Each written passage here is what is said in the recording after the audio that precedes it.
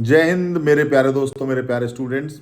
और कल से जो आप लोग का एक डिस्कशन का पॉइंट ऑफ व्यू है वो है टूर ऑफ ड्यूटी। और टूर ऑफ ड्यूटी के बारे में कई सारे लोग अपने वीडियो बना रहे हैं और बहुत ही निराशाजनक उसमें बातें हो रही हैं। लेकिन मैं आपको एक फेयर एक आइडिया देना चाहता हूं कि अगर ये लागू होता है, पहली बात तो ये चीज़ जो है अखबार के माध्यम से हम तक पहुंची है एज ए खबर। लागू होने पर उसका प्रारूप क्या होगा, उसमें चीज़ें क्या क्या होंगी, क्या क्या बेनिफिट होंगे, बिकॉज आपको इस बात को भी समझना चाहिए कि आर्म्ड फोर्सेस देश की सुरक्षा का विषय है, बाहरी ताकतों से, और साथ ही साथ इंटरनल सिक्योरिटी में भी आर्म्ड फोर्सेस का एक बहुत इंपॉर्टेंट रोल है। तो जो ये हमारे थिंक टैंक्स हैं, जो हमारी गवर्नेंस है, पहली बात तो कोई भी डिसीजन सिर्फ इस बात के लिए कि हमको एक जो पेंशन लाइबिलिटी है, जो बजट की जो लाइबिलिटी है, जो खर्चा का जो वहन है वो करना आसान हो जाए या उसको हम ट्रिम कर दें, तो ये केवल मुद्दा नहीं हो सकता। बिकॉज इतनी बड़ी आर्म्ड फोर्सेस में जो हमारे देश के तीनों सेनाएं हैं, आर्मी है, एयरफोर्स है, नेवी है, उसमें यदि एक मूलभूत जो आधार है उसके ढांचे में यदि कोई परिवर्तन करना है तो उसके पीछे केवल बजट से एक रीजन नहीं हो सकते। हमारी फ्यूचर की, भविष्य की जो हमारी कॉम्बैट्स जो होंगे, जो भविष्य की जो कॉम्बैट होंगे, उसमें हमें किस प्रकार की मैन पावर चाहिए, उसमें हमें किस प्रकार के हथियार चाहिए, इन सभी चीज़ों के मद्देनज़र ये मूल परिवर्तन जरूर इसी बातों पे डिसाइड हुआ होगा, पहली बात। अब हम बात करते हैं शॉर्ट सर्विस की। शॉर्ट सर्विस कॉन्सेप्ट जो है, मैं स्वयं एक शॉर्ट सर्विस कमीशन अधिकारी हूं, राइट। और मैं आपको ये बताऊं, शॉर्ट सर्विस एक बेनिफिशियल, एक बहुत ही फायदेमंद चीज होती है। रीजन बीइंग कि आपके पास एक ऑप्शन होता है। पहली बात तो आप सेना में जाते हैं, आपका वर्दी पहनने का सपना पूरा होता है, आप देश विदेश घूमते हैं, आप हिंदुस्तान की जितनी भी डाइवर्सिटी है उसको देखते हैं, आप नौकरी करते हैं तमाम रीजन्स के अंदर, और फिर और आपकी जो ट्रेनिंग होती है वो आपको एक बेहतरीन इंसान बनाती है, आपको एक डिसिप्लिन इंसान बनाती है, और वो डिसिप्लिन आपकी लाइफ के हर क्षेत्र में काम आता है। तो शॉर्ट सर्विस एक बेनिफिट है। आप चाहें तो अपनी सर्विस को कंटिन्यू करें, तो ये जरूर तो सोचने वाली बात है कि ये ऑप्शन होगा कि नहीं होगा। तो पेपर में लिखा हुआ है ये ऑप्शन होगा, जहां पर जो इच्छा रखते हैं सैनिक वो अपनी सर्विस को परमानेंट कार्डर में कन्वर्ट कर सकते हैं। हाँ, इंपॉर्टेंट जरूर ये होगा कि उनकी परफॉर्मेंस कैसी है। तो यहां पूर्णतः बंद नहीं है, लॉन्ग सर्विस पूर्णतः बंद नहीं है। यहां पर आपको एक बेहतरीन ऑप्शन दे सकते हैं, दिया जा रहा है कि फ्लेक्सिबिलिटी है। आप यदि 3 साल के उपरांत आपको लगता है कि आप इसके लिए फिट हैं, अडेप्टेबल हैं, यही आपका जीवन का रास्ता है, यही आपकी ज़िंदगी है, तो आप परमानेंट के लिए अपनी हामी भरिए और आपकी परफॉर्मेंस के हिसाब से आपको परमानेंट कार्डर मिल जाएगा। और यदि आप ये सोचते हैं कि मुझे परमानेंट नहीं करना है और मुझे अब सिविल में या अपने स्टेट की सर्विसेज में हाथ आजमाना है, अब मैंने बहुत दूर दराज के इलाकों में नौकरी कर ली, मेरे अंदर एक कॉन्फिडेंस आ गया, 3 साल मैंने सेना की वर्दी पहन ली और अब मैं जाता हूं अपने, या तो मैं कॉर्पोरेट सेक्टर में काम करता हूं या फिर मैं अपने स्टेट गवर्नमेंट में जाता हूं, चाहे वो आबकारी विभाग है, चाहे वो शिक्षा विभाग है, चाहे वो पुलिस विभाग है। तो वहां पर सोचने वाली बात यह है कि क्या इस 3 साल के उपरांत जो व्यक्ति, जो सैनिक अपनी सेनाओं में सेवा दे रहा है, उसको एक्स सर्विसमैन कैटेगरी मिलेगी कि नहीं मिलेगी। तो ये बहुत जरूरी चीज हो जाती है कि उसको एक्स सर्विसमैन कैटेगरी मिले, ताकि उस एक्स सर्विसमैन कैटेगरी के लिए का बेनिफिट उसको उसकी स्टेट गवर्नमेंट या अदर सर्विसेज के अंदर मिले। तो ये इंपॉर्टेंट एक और बात है। अब यहां पर एक चीज और हमें समझनी होगी कि जब 3 साल का एक स्मॉल पीरियड हो जाएगा तो जो चर्न रेट है वो ज्यादा बढ़ जाएगा। उससे बहुत सारे युवाओं को इस वर्दी को पहनने का मौका मिलेगा। बहुत सारे देश के युवा इस वर्दी को पहन के गौरवान्वित महसूस करेंगे और एक डिसिप्लिन्ड कौम तैयार होगी आने वाले वर्षों में। जिस प्रकार से जब हम बात करते हैं कि इजराइल को देख लीजिए, वहां तो हर जो स्टूडेंट है, हर जो बच्चा है वो सेना में जाता है, वहां कंपलसरी है। तो इस प्रकार से जब चर्न रेट इतना हाई होगा तो हम एक बहुत बड़ी पॉपुलेशन को आर्म्ड फोर्सेस का एक ट्रेंड सोल्जर बना देंगे, and that will actually help, और ये बहुत मदद करेगा एक बहुत ही डिसिप्लिन सोसाइटी को बनाने में। आप सोचिए, आप सभी देखते हैं कि आपके गांव में जो फौजी है उसका एक अलग आचार व्यवहार है, वो उसका एक अलग डिसिप्लिन है, और सोचिए अगर पूरा गांव के सभी लोग अगर फौज के हो जाएं तो वो गांव कितना डिसिप्लिन होगा। तो और अब उसी हिसाब से आप सोचिए यदि पूरा देश ऐसा हो जाए जहां पर हर व्यक्ति ने फौज में नौकरी करी है, जो कि हम बात भी करते हैं, तो वो कितना बेहतरीन होगा। यहां पर चैलेंजेस आर्म्ड फोर्सेस के लिए जरूर होंगे, क्योंकि चर्न रेट, बिकॉज एक सोल्जर को बैटल हार्डेंड बनाने के लिए वक्त लगता है, और हमारे जो ट्रेनिंग, बहुत सारी बातें हैं, ट्रेनिंग किस प्रकार से होगी, ट्रेनिंग हमारी क्या वही रूटीन ट्रेनिंग होगी, हमारी ट्रेनिंग का पूरा पाठ्यक्रम बदला जाएगा, हम कैसे बहुत ही मॉडर्न इक्विपमेंट्स वहाँ पर इंट्रोड्यूस करेंगे, ट्रेनिंग की ड्यूरेशन क्या हम शॉर्ट करेंगे, क्या हम फिजिकल कैपेबिलिटी के बियॉन्ड हमारी जो उसका प्रोफेशनल एक्यूमन एक एडवांस आर्मामेंट को हैंडल करने के लिए वो ज़्यादा होगा।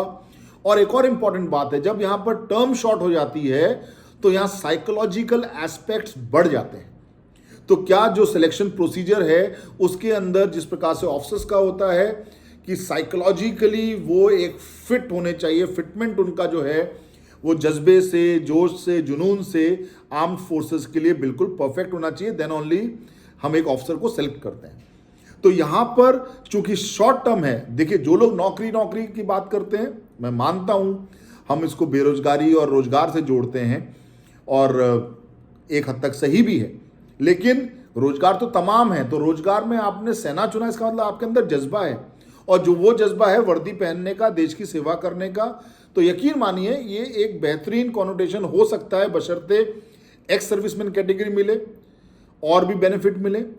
तो आप इससे निराश नहीं होइए, चीज़ों को ब्लैक एंड वाइट में सामने आने दीजिए, और मेरे ख्याल से एक बहुत चैलेंजिंग सिचुएशन होगी पूरी सोसाइटी के लिए भी इसको एक्सेप्ट करने के लिए, और साथ ही साथ बहुत चैलेंजिंग सिचुएशन होगी आर्म फोर्सेस के लिए ट्रेनिंग लेवल पे, आर्म फोर्सेस के लिए यूनिट लेवल पे, क्योंकि जब आपका यूनिट लेवल पे भी चर्न रेट बढ़ जाएगा तो ट्रेनिंग एक बहुत इंपॉर्टेंट, प्रोफेशनल ट्रेनिंग एक बहुत इंपॉर्टेंट एस्पेक्ट बन जाएगा, जहां पर पीस टाइम सोल्जरिंग को नया रूप लेना पड़ेगा। राइट, सो मेरे प्यारे स्टूडेंट्स परेशान ना हो।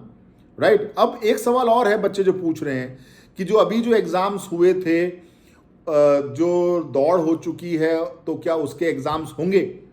देखिए, जब आपने एक नियुक्ति के आवेदन पर आवेदन किया और आप उसके प्रोसेस के अंदर चले गए, तो आपकी दौड़ हो चुकी है, आपका मेडिकल हो चुका है, और अब वो भर्ती प्रक्रिया पूर्ण नहीं करना एक कॉमन सेंस के हिसाब से गलत होगा। तो मेरे हिसाब से, अगर मैं कॉमन सेंस इस्तेमाल करता हूं, मुझे पुख्ता जानकारी नहीं है, तो कॉमन सेंस के हिसाब से वो एग्जाम होना चाहिए। अदरवाइज वो एग्जाम नहीं होता है तो लिटिगेशन का मसला होता है। लिटिगेशन मतलब कोर्ट कचहरी, राइट, एंड कोर्ट माननीय न्यायालय तो एक इंडिपेंडेंट बॉडी है, और मेरी समझ ये कहती है यदि आपने एक आवेदन में आवेदन किया है प्रक्रिया के अंदर और आपकी आधी प्रक्रिया पूरी हो चुकी है, तो उस प्रक्रिया को पूर्ण करना बनता है। और मैं इतना समझता हूं कि सेना किसी प्रकार का लिटिगेशंस नहीं चाहेगी, क्योंकि ये लिटिगेशंस भी कई सारी तादाद में होंगे। दुनिया, पूरे देश भर से लोग केस करेंगे कि भैया हमने फलां रिक्तियां जो आई थी सेना भर्ती की, उसके अंदर हमने आवेदन किया था,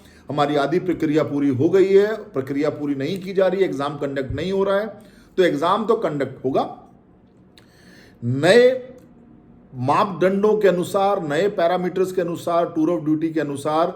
अब वैकेंसीज कितनी अलॉटेड होंगी, क्योंकि वो एक इंटरनल मसला होता है, वो एक सोचने का विषय है, उसके बारे में अभी चर्चा करना, कम हो जाएंगी, ज़्यादा हो जाएंगी, मेरे ख्याल से ठीक नहीं होगा। लेकिन मेरे को ये लगता है, और मेरी ये सोच और समझ कहती है, अब तक का तजुर्बा कहता है कि एग्ज़ाम होना चाहिए, क्योंकि अदरवाइज ये लिटिगेशन का मसला है और बहुत सारे तमाम लिटिगेशन इस पे आएंगे। तो टूर ऑफ ड्यूटी को आप लोग एक खुले दिमाग से सोचें।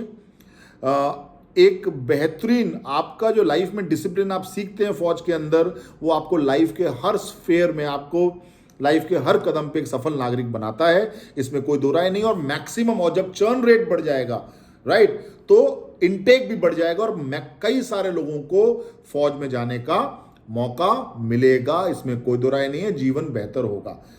तो हमें सोच समझ से इसको समझना चाहिए, पहले चीज़ों को आने दीजिए ब्लैक एंड व्हाइट में। सेकेंडली, मैं कई सारे वीडियोस देख रहा हूँ आंदोलन और इन सब चीज़ों को लेके। पहली बात तो मैं उन सभी विद्यार्थियों को, सभी स्टूडेंट्स को और जो एकेडमी संचालक है उन सबको एक बात जरूर कहूँगा कि आपने अच्छा प्रयास किया। और दुर्भाग्य की बात है कि ये चीज़ मैंने सिर्फ और सिर्फ एक व्हाट्सएप मैसेज और क्रिएटिव्स के रूप में देखी। मुझसे कई सारे स्टूडेंट देश भर से संपर्क साधते हैं, लेकिन इस मसले पे किसी ने मुझसे बात नहीं करी। इसमें जो कमी थी वो थी एक फेस की, एक चेहरे की, एक अगुवाई की, एक प्रॉपर प्लानिंग की। क्योंकि आप लोगों ने, मेरे प्यारे स्टूडेंट्स, और ये चीज़ मैं केवल स्टूडेंट्स के लिए बोल रहा हूँ, इसका किसी एकेडमी संचालक से कोई लेना देना नहीं है, राइट। पहली बात कि आपको समझना होगा कि हर चीज़ को करने के कायदे क्या होते हैं, तरीके क्या होते हैं, कैसे उसकी सुनवाई होगी। आप लोगों ने क्या किया, एक जमघट बनाकर यूट्यूबर्स को केवल अपना कंटेंट बनाने के लिए आपने एक अपॉर्चुनिटी दी, बस। लोग आपकी भावनाओं से खेल गए, तमाम, एक कोई अकेला एक नहीं, सारे। उसके बाद में केवल घड़ियाली आंसू बहाना, आपके प्रति संवेदना व्यक्त करना और ये कहना कि मैं एक्सपोज कर दूंगा, ये कर दूंगा। तमाम लोग कह रहे हैं मैं मध्यस्थता कर रहा था, मैं ये कर रहा था, वो कर रहा था। क्या पुलिस परमिशन थी? नंबर 1। इसके मुद्दे क्या थे? नंबर 2। कमेटी क्या थी? नंबर 3। आपको कौन व्यक्ति था जो ज्ञापन देने जा रहा था? नंबर 4। किसने पहले मंत्रालय से संपर्क करके ये एक प्री इंफॉर्मेशन दी कि हम इस प्रकार से इकट्ठे हो रहे हैं और आपको ज्ञापन देने आएंगे? नंबर 5 है। जब मैं वीडियो देखता हूं तो मैं, अगर मान लीजिए, हालांकि मैं बाहर था, मैं किसी काम के वजह से, और चीज़ें थी जंतर मंतर की, और मुखर्जी नगर में मजमा इकट्ठा हो रहा है। सो देखिए, आंदोलन अच्छी बात है, करना भी चाहिए, और हम तो 6 महीने से बोल रहे हैं। अगर आपको याद हो तो इस मुद्दे पे सबसे पहले जगाया मैंने आपको नवंबर के महीने में। मैंने आपको, जब मैं अपने ट्रीटमेंट के लिए गया हुआ था, वहां से मैंने आपको एक वीडियो बनाया था कि हो सकता है भर्ती कैंसिल हो जाए, और तब तमाम ये लोग मध्यस्थ लोग और बाकी लोग, ऐसा नहीं हो सकता, वैसा नहीं हो सकता। हर महीने हुआ क्या? अप्रैल आ गया, नवंबर से 6 महीने हो चुके, अप्रैल भी खत्म हो जाएगा। आप लोगों ने, लेकिन मेरे प्यारे बच्चों, आप लोगों ने बहुत अच्छा काम किया। आप लोगों ने तैयारी जारी रखी, आप लोग दिल्ली तक आए, आप लोगों ने अपने अपने लेवल पे हर जगह आपने अपना जो आप कर सकते थे वो आपने किया। इसमें कोई दो राय नहीं है। आप लोग लिटरली हकदार हैं सेना में जाने के लिए। लेकिन वे लोग जो सिर्फ और सिर्फ यूट्यूबर हैं, देखिए, यूट्यूबर गुरु नहीं होता है। गुरु बनने के लिए ना एक मैच्योरिटी चाहिए, आपको नॉलेज चाहिए, आपके अंदर एक बात करने की क्षमता चाहिए, कायदे की। यूट्यूबर पे तमाम सिंगर हो सकते हैं, लेकिन भारत रत्न लता मंगेशकर जी को मिला ना सिंगिंग के लिए, राइट। तो मुद्दा ये है कि आप अपनी जिंदगी के डिसीजंस की पतवार किसके हाथ में दे रहे हैं। यूट्यूबर आएगा, हो हल्ला मचाएगा, मजमा मचाएगा, बड़ी बड़ी बातें करेगा, बकवास से वीडियोस है। मैंने तो भैया फौज में रहा हूं, अधिकारी, ठीक है। उसके अलावा हजारों, 4000 के ऊपर के तादाद के बच्चे मेरे यहां से सेलेक्ट होके जा चुके हैं। मुझे किसी को नहीं बताना पड़ा कि ये नहीं करोगे, रात को ये करोगे तो तुम्हारे अंदर कमजोरी आ जाएगी और तुम्हारा सेना में नहीं होगा, अगर तुम्हारा अंडरवियर गीला हो गया तो ये नहीं होगा। ये नॉनसेंस है सब कुछ। और ये लोग ये बना इस तरह के वीडियो बना के सुर्खियां बटोरते हैं, अपने चैनल को मोनेटाइज करते हैं। आप लोग हो करते हो, मजमा बनाते हो, और बाद में आप लोग ही परेशान होते। सो ट्रस्ट मी, चीजों को एक ऐसे रूप से देखिए जहां पर वो आपको अच्छी दिखाई दें, और यूट्यूबरों से को गुरु कहना बंद कीजिए। वो अपने आप में सेल्फ ऑब्सेस्ड हैं, उनको स्वयं से प्यार है। शौर्य भारत ने तो पूरे देश भर में सबके लिए ऐप फ्री कर दिया था, और आज भी जैसे ही मार्च में एग्जाम नहीं हुए, मैंने अप्रैल एंड तक के लिए सभी के लिए ऐप फ्री कर दिया। और उस ऐप को फ्री करना, ऐप केवल फ्री करने के लिए हमारा लाखों रुपये खर्च होता है, क्योंकि एक ऐप को मेंटेन करना, उसकी सर्वर कॉस्ट को मैनेज करना, उसकी डाउनलोड और अपलोड कॉस्ट को मैनेज करना आसान नहीं है। सो कुछ करने के लिए एक जज्बा चाहिए, नियत चाहिए और एक बैकग्राउंड चाहिए। हजारों, मतलब मैं तो देख रहा हूं तमाशा, जिनका खुद का सिलेक्शन नहीं हुआ, वो खुद दौड़ नहीं कर पाया, वो आज दौड़ का ट्रेनर बना हुआ है और यूट्यूबर बना हुआ है। और मुझे तो एक एक वीडियो पे तो गुस्सा आता है, क्योंकि मेरी रेजिमेंट की, राजपूत रेजिमेंट की बेरे पहन के उसने वीडियो बनाया हुआ है। What nonsense. तो तमाम जो ये घूम रहे हैं गुरुजन बन के, इनका खुद का सिलेक्शन नहीं हुआ है। ये सिर्फ हो हल्ला करके, चिकनी चुपड़ी करके, बकवास करके आपको भ्रमित कर रहे हैं। एनीवेज, चलिए मुद्दे से हट गया मैं, क्योंकि गुस्सा है इन सभी जोकरों के लिए जो कि आपके इमोशन से खिलवाड़ कर रहे हैं, right. Anyways, so don't worry, ये चीज़ों को ब्लैक एंड वाइट में आने दीजिए और उसके बाद समझते हैं। और मुझे उम्मीद है और बल्कि भरोसा है भाई, देखिए ये नेशन सिक्योरिटी का सवाल है, यहां पर कोई भी कोताही नहीं बरत सकता, क्योंकि यकीनन सेना है तभी हम हैं। आप सभी निश्चिंत रहें, अपनी तैयारी करें। एक चीज और इंपॉर्टेंट, कंपटीशन टफ होगा, क्योंकि अगर एग्जाम होता है, जो कि मेरा मानना है कि होगा, तो वहां पर कई बच्चों को तैयारी का बहुत लंबा समय मिल गया है, तो कंपटीशन टफ होगा। तो आपकी कोशिश ये होनी चाहिए कि तैयारी ऐसी हो कि आपका एक भी सवाल गलत ना हो। अपनी तैयारी पे फोकस करो। अब बहुत होगी लोगों की नेतागिरी, सबने दिल्ली कर लिया, सबने दिल्ली में मजमा कर लिया, हो हल्ला कर लिया, अपने वीडियोस बना लिए, कंटेंट बना लिया, रोना धोना घड़ियाली आंसू दिखा दिए, हर कोई अपने आप को आपका मसीहा बनाने की कोशिश कर रहा है। मेरे प्यारे बच्चों, आप स्वयं का मसीहा हो। आपको अपना भला बुरा खुद सोचना होगा, अपने डिसीजन खुद लेने होंगे, और अब ऐसी तैयारी करनी होगी कि एक भी सवाल गलत नहीं हो, क्योंकि कंपटीशन अब टफ होगा। 6 महीने का समय बच्चों को तैयारी के लिए मिल गया है। बहुत बहुत धन्यवाद। जय हिंद।